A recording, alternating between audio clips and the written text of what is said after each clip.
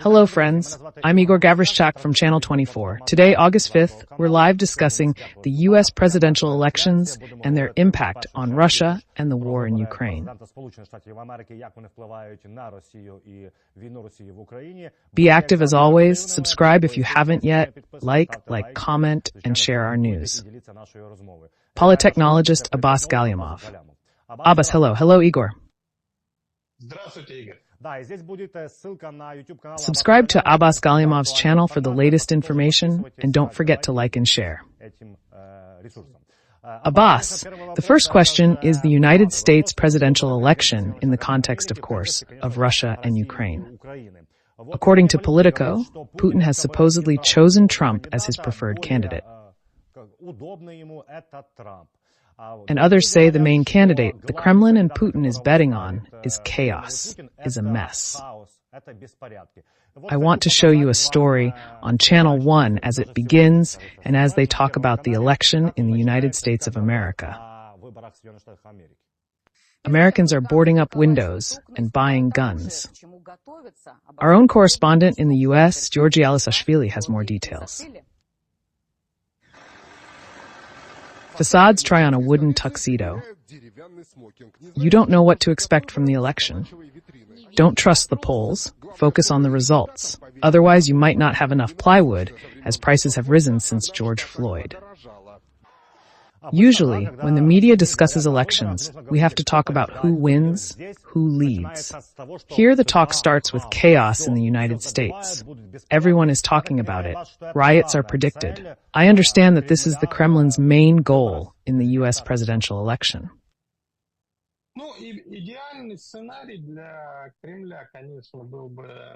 The ideal scenario for the Kremlin, of course, would be to maximize chaos in order to create a picture that could be fed to Russians.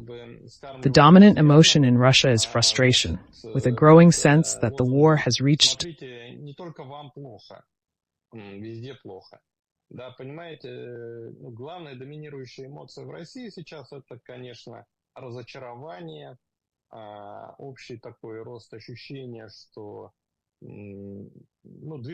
a stalemate, and we are moving in the wrong direction.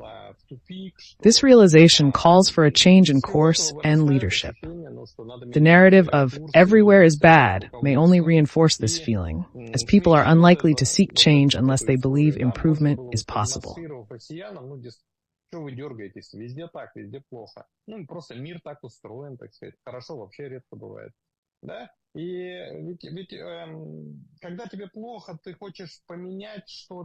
And if you look around and see that it's bad everywhere, it's bad in the United States, it's bad in the Middle East, it's bad in Europe, the question arises, why bother?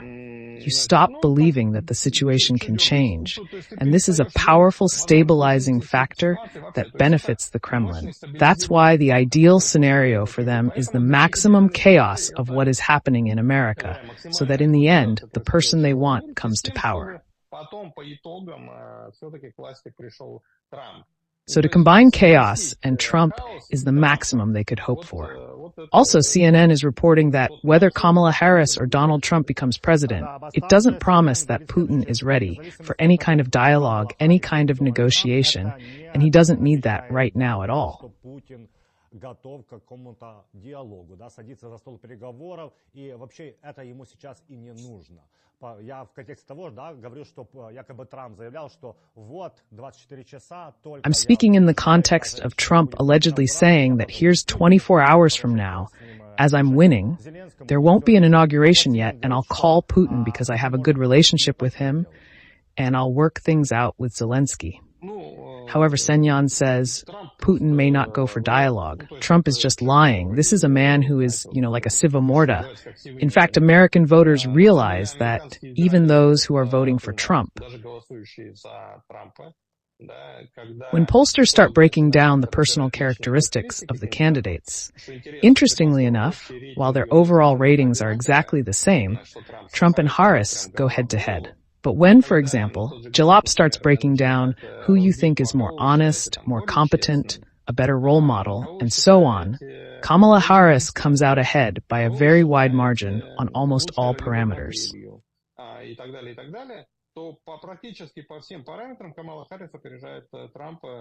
only parameter on which Trump wins is actually ideology.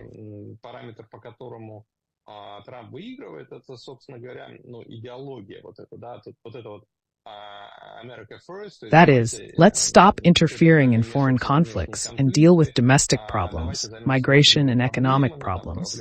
This ideology meets the deep demand of the American people, which is why they are voting for Trump, even though they generally recognize that Trump as a human being is far inferior to Kamala in terms of his human qualities, including honesty.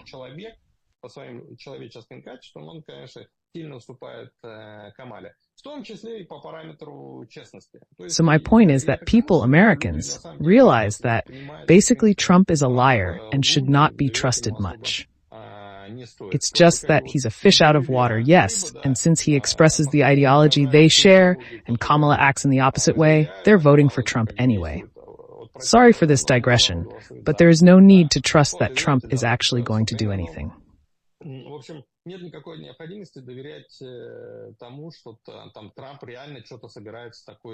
He is like Zhirinovsky, you see, very easy with words. At some point, he discovered the secret that it turns out you can talk and not be responsible for your words. He liked it very much, he enjoys it, and he is carried away all the time. He can say one thing today and another tomorrow, and it is impossible to count how many times he has changed his position on Ukraine, for example.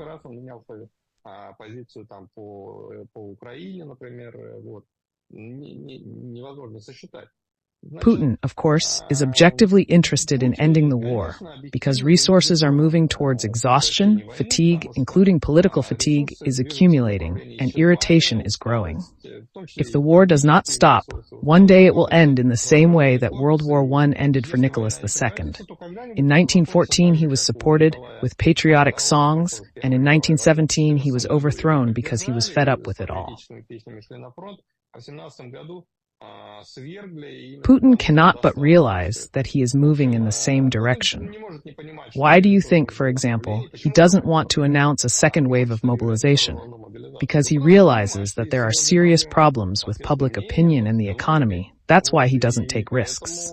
He understands that in general it's necessary to finish the whole thing, but you can't finish it without victory, because it delegitimizes him in the long run much more than the ongoing war. He's not stopping the war yet, he's continuing it. In that sense, CNN is right that Putin will not stop the war right now, but strategically, over a period of years, he is wrong. Putin is going to have to stop this war, and deep down, he realizes that. Look, he's under increasing pressure from technocrats. More and more people are reporting to him that there are serious problems in their industries.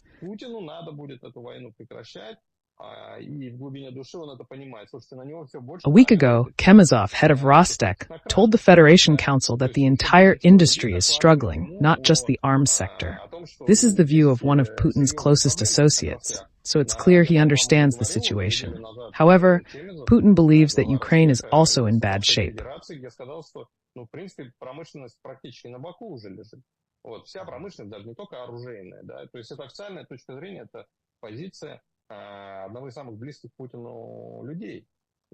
Maybe right now they're going to tear themselves up and stop. We just have to put up with them. The question now is who will put up with whom? In this sense, if I may, Igor, one more remark. When I opened my YouTube channel, I recorded my first video on this subject. What are the prospects for Ukraine, for Zelensky in particular, in connection with his ban on negotiating with Putin, and so on?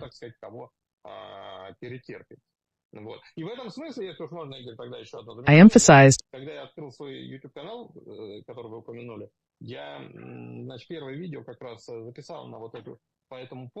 that, strictly speaking, this protracted war, if we talk not about purely resource components, who has how many people, who has how many gold and foreign exchange reserves, but not the material factor, but the psychological factor, is also very important.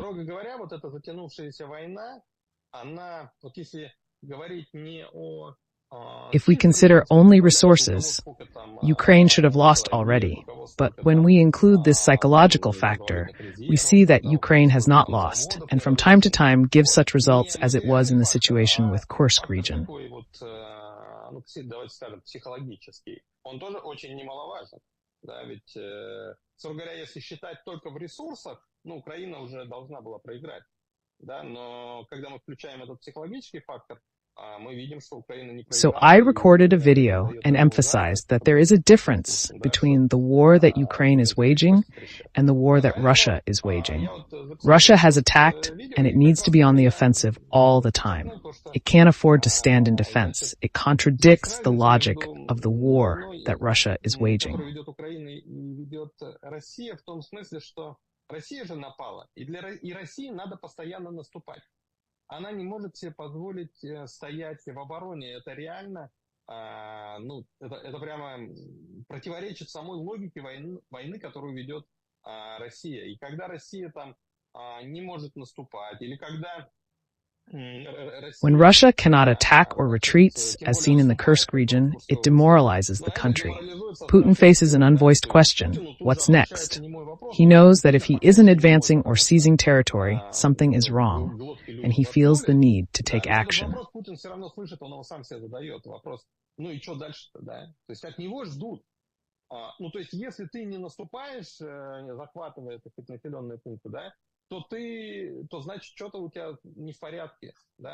Why does he sacrifice so many lives and resources for a small settlement? The logic of war pushes him to move forward, but Ukraine, waging a defensive war, doesn't need to advance.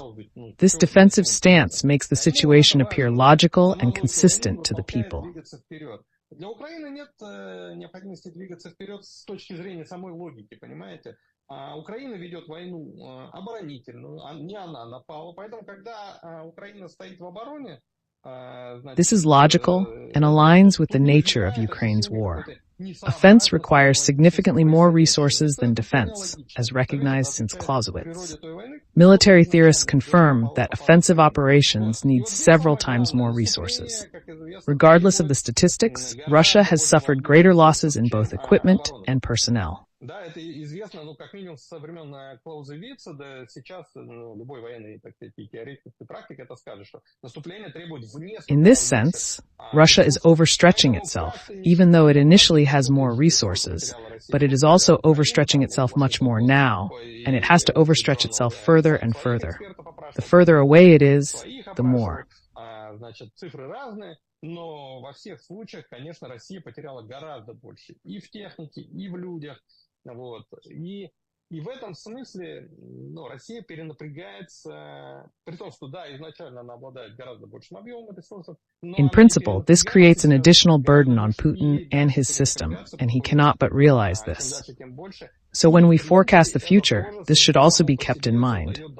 You remembered that Putin is probably afraid to announce or intensify mobilization, which is probably why North Korean troops have appeared in the Kursk region. Да, Аббас, вы вспомнили о том, что все-таки боится, да, оглашать или усиливать мобилизацию. Путин наверняка поэтому и появились, да, войска. At the very least, there is already information from the military and political leadership of Ukraine that there has been fighting and that these troops have already been swooping down. In this context, I would like to ask you, this is the third governor who has resigned in a day in Russia. First, it was the governors of the Rostov and Tambov regions. Yesterday they resigned, and today the head of the Komi Republic, Vladimir Uybat, also announced that he was resigning. But he said that there is a new work front from Putin. Can we somehow link this to the fact that the regions want to increase mobilization, so they're changing governors? I don't know, because it's anomalous that 3 governors have resigned in 24 hours. Not Igor. In fact, Putin has the system set up that way. He changes them in batches. This practice was established long before the war, and he changes governors in batches. They save, then they bring it in one at a time, and he signs it. He often fires and appoints enforcers. He realizes he's great. That's why he works in bulk. In this case, obviously, unpopular governors are fired. Мелочевкой текучкой, так сказать, не с руки им заниматься, да, каждого губернатора в отдельности увольнять. Понимаете?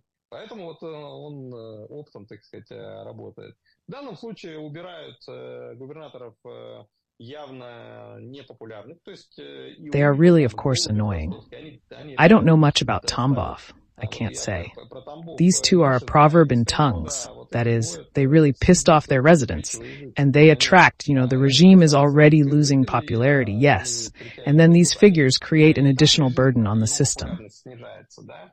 А тут еще эти деятели, дополнительную нагрузку, так сказать, создают на систему, да, то есть они еще как гири на ногах. Ну, то есть по уму, да, They are в like ситуации, weights когда on their Путин и feet. федеральная In a власть situation where Putin and the federal теряют government are популярность, losing создают popularity, протесты, губернаторы должны быть как такие поплавки, которые поддерживают систему. governors should be such floaters that support the system, pull it out, and prevent it from drowning, so to speak, in terms of public opinion. That is, they should compensate for the unpopularity of the feds and relieve the tension. And these figures, Uba, who, by the way, is very demonstrative, a boorish style, arrogant, like, whoever is dissatisfied, shut up, you'll fall into the ditch.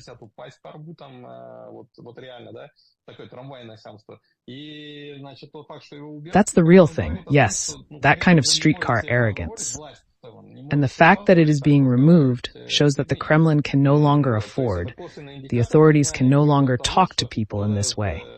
This is an indirect indicator of the Kremlin's recognition that a harsh, forceful tone of communication with people is no longer considered risky.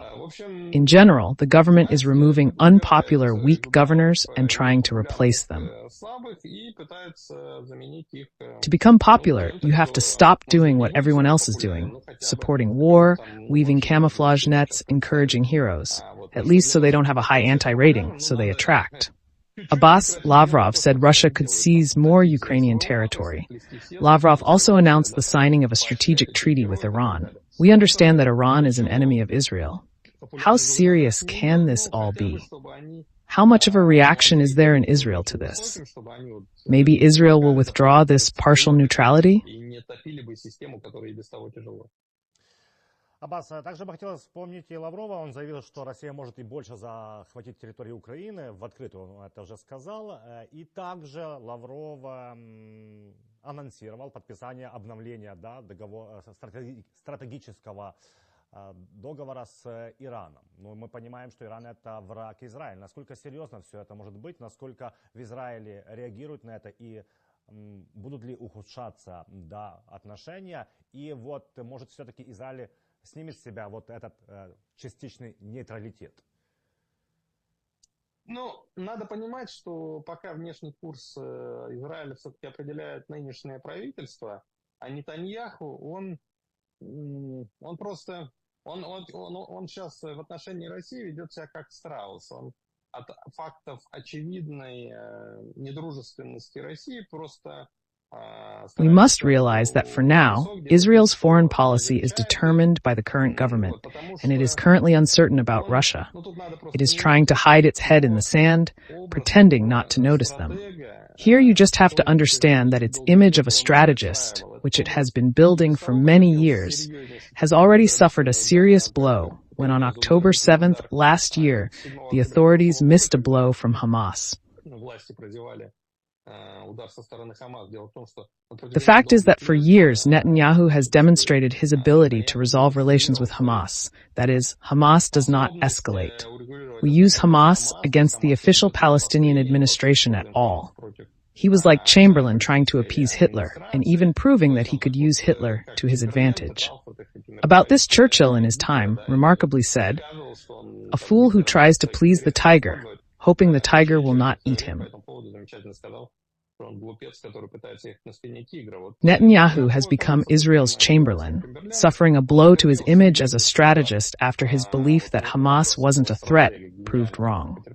He removed troops from the Gaza border to the West Bank, leading to criticism from Lieberman, who warned that the Gaza border was left unprotected.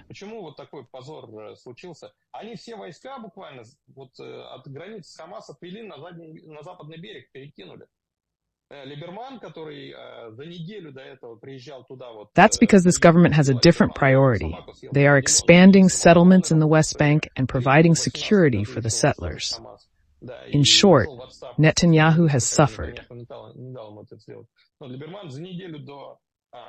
До вот этих событий туда приехал, походил, посмотрел и звонил прям в колокола, кричал: вы что делаете? У вас граница с Газой, значит, пустая, то есть не прикрыта, там частей почти нет. Sorry to be so long, but I'm creating context so it's clear why Netanyahu is becoming toothless towards Putin. He's already suffered a serious blow. He had a second bet on Putin. He kept saying he could negotiate and be friends with him.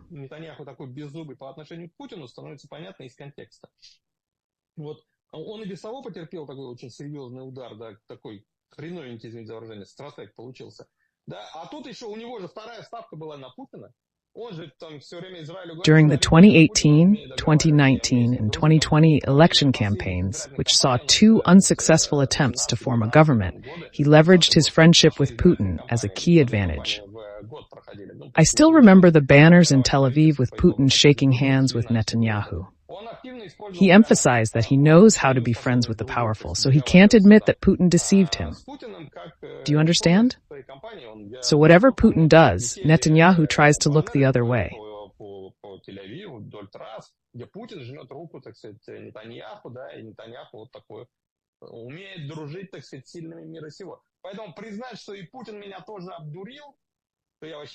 He is busy dealing with Gaza. When there is a change of government, and I hope there will be, the next Israeli government, if it is adequate, will of course react harshly, because it is in the blood of Israelis to react to such things.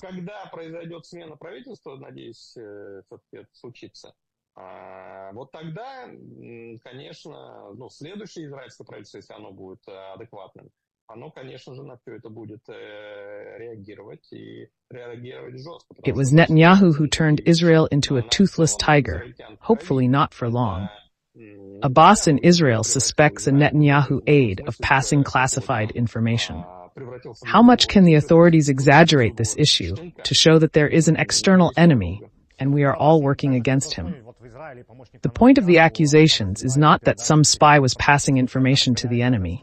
The point is that Netanyahu passed secret documents to his political technologists, and they falsified them and leaked them to the foreign media, so that these publications would reinforce the theses that Netanyahu says.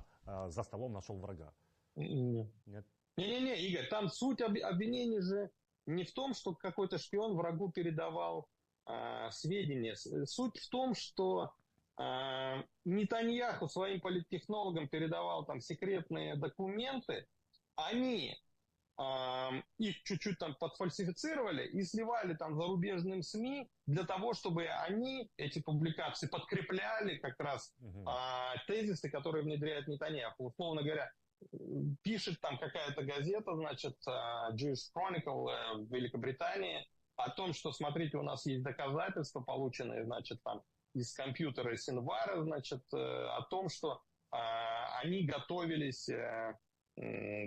значит, там, перевести заложников там, куда-то на Синай. A British newspaper reports that we have secret information indicating plans to move hostages to Sinai, contradicting Netanyahu's earlier claim that we had to close the border. There was controversy with Egypt over whether to intervene, and the Americans advised against it. If we don't close the border, the hostages might escape.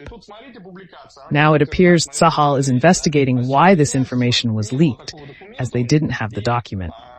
This issue is unfolding, and the main point is that Tzahal and Shabak are looking into the leak of classified documents. Я в нюансах могу ошибаться, значит, потому что тема только начинает раскручиваться, поэтому я пока, широкими мазками базово рисую, да. То есть там самое важное, что расследование начинает Цахал, Шабак, это местная контрразведка, ФСБ, по сути. Вот. Они начинают расследование, почему там утекают наши документы, причем секретные, причем в каком-то искаженном виде.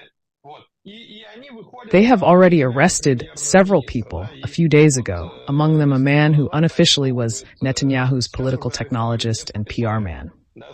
So it's not about the fact that enemies are around and they are leaking something, but that they are falsifying documents and leaking them, including secret documents. Речь идет не о том, что враг вокруг, там, враги вокруг, значит, да, и им что-то сливают. Речь о том, что они фальсифицируют документы, сливают в том числе и секретные документы. A fragment of a secret document is authentic, while another is falsified, leaked to protect Netanyahu's interests, risking sources. Shabak and the IDF are contrasting Netanyahu's policies with state interests. This highlights a crucial difference. Russia lacks the power of democracy, where Putin equates to Russia itself. Without him, there is no Russia. Вот силы демократии, да, чего не хватает, катастрофически не хватает России. Потому что в России официальная доктрина Володинского. Putin's interest is Russia's interest, and anything that benefits Putin benefits Russia. And a normal democracy doesn't stand on that, and neither does Israel. It's not the same thing after all. Don't confuse your personal benefit with the state's. When we catch you using state powers for your private political interests, you are a criminal, and there's an investigation going on right now. Abbas, we were reminiscing about the DPRK military in Kursk region. China is concerned and dissatisfied with the cooperation between the DPRK and Russia because it is an escalation and threatens to destabilize the forces on the Korean peninsula. Они называют эскалацией, и они говорят следующее, что это грозит дестабилизацией хрупкой баланс сил на Корейском полуострове. А мы знаем, что Северная Корея, да, это такой защита Китая от США. We know that the DPRK is China's defense against the United States and South Korea. Here it is already more active. Even South Korean representatives say they will help Ukraine. Officially, they have already announced that they are considering different options for assistance, without specifying whether they will send weapons or military personnel, but only stating different options. Is it realistic that China, which always says, "We are for peace, no escalation," referring to the UN Charter, although it is not enforced by Russia? What I'm getting at is, can Beijing realistically be unhappy with the escalation that is taking place? I have actually said and written many times long before this publication that I don't rule it out. I didn't have any evidence. I just know that autocrats are a jealous, so to speak, public jealous of their domain. I said I wasn't sure the Chinese would like Putin's sudden activism in North Korea. And I didn't rule out that Kim Jong-un's course of rapprochement with Putin was motivated in part by a desire to reduce his dependence on Beijing. This is just like Lukashenko, who in better times, when he felt more free, enjoyed maneuvering between Putin and the West, teasing Putin, beating out the best terms for himself, showing a willingness to move toward the West. He had those moments. So I didn't rule it out when that publication you're talking about came out.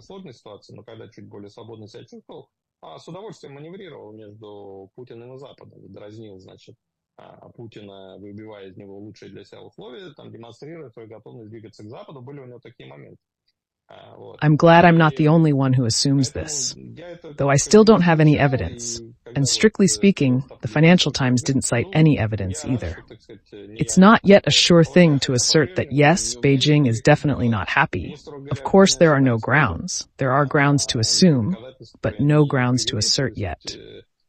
I would also like to bring up Kadirov. How can we do without him every time?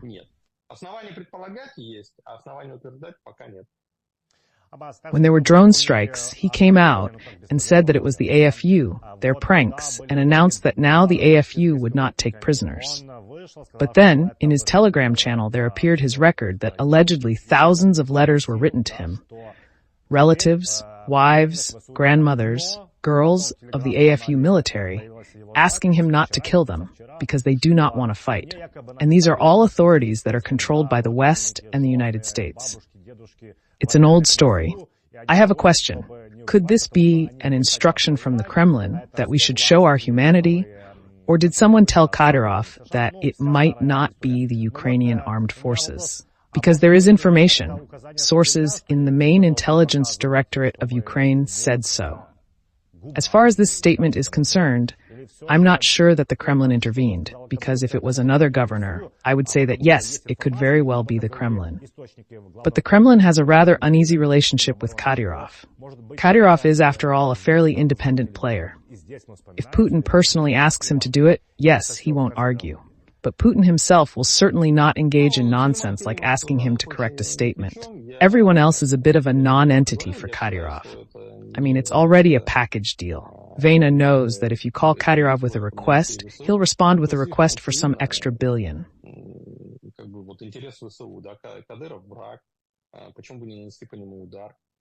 Значит, изо дня в день ВСУ наносит удар с помощью беспилотников, понимаете? Если бы они никогда этого не делали, а тут вдруг прилетел беспилотник, ну, можно было бы тогда искать более сложное объяснение. А когда они это каждый день бомбят то один объект, то второй, ну, почему бы им по этому университету не ударить? Да, военный объект, в общем-то, на территории врага. Вот, поэтому это я не вижу оснований пока считать, что тут дагестанцы там или Керимов за этим стоят. Что касается этого заявления, то я опять же не уверен, что из Кремля по этому поводу вмешались, потому что вот в случае с другим губернатором я бы сказал, что да, очень может быть, что это Кремль. Но у Кремля с Кадыровым отношения такие достаточно непростые. То есть Кадыров все-таки в достаточной степени самостоятельный игрок. Он, как бы, понятно, если лично Путин его попросит, значит, то да. Every call from Kadirov is expensive, so I'm not sure if anyone called about this. I think he just cooled down on his own.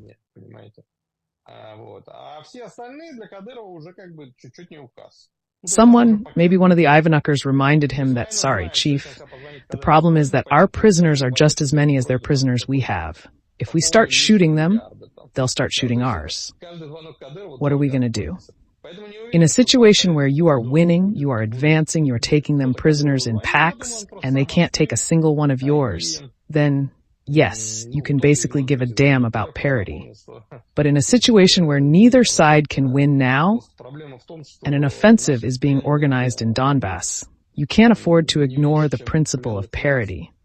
What if tomorrow they pull off some kind of operation like Kursk somewhere in Belgorod and take 1,000 of these Kadirovites prisoner?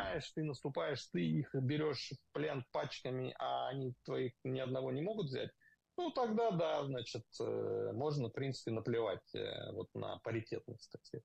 А в ситуации, когда вот как сейчас, когда ни та сторона, ни другая выиграть не может, и в ответ на... They have already demonstrated that they can do this. Then I think Kadirov has had this explained to him, or he himself has simply cooled down. He probably realized that it was nothing. That's how he bounced back. If people are writing, the situation itself is of course ridiculous. Ну, они же уже продемонстрировали, что они это могут. И что тогда? Я думаю, вот, Кадырову это объяснили, или он сам просто остыл, я думаю, так осознал все это. If Ukrainians can change Kadyrov's plans with their letters, it turns out that they can write a couple of thousand more letters saying, Ramzan Akhmatovich, get out of the SVO, stop doing this nonsense. Will he stop fighting then? It seems strange. Abbas, thank you very much, as always, for this conversation. Ну, так получается, что они могут написать еще там пару тысяч писем со словами Рамзан Ахматович, выходи из СВО, прекращай, значит, этой ерундой этим заниматься. И что, он прекратит тогда воевать? To go to war? Well, that's just weird. Abbas, thank you so much for this conversation, as always. I remind viewers, active link to YouTube resource, Abbas Gallyamov, subscribe, put likes. I will remind our viewers that Abbas Gallyamov was a polite technologist. Again, let's do what you always do well, like subscribe. If you are not subscribed, there are such, of course, comment and share our conversation. We will see you on the air of Channel 24.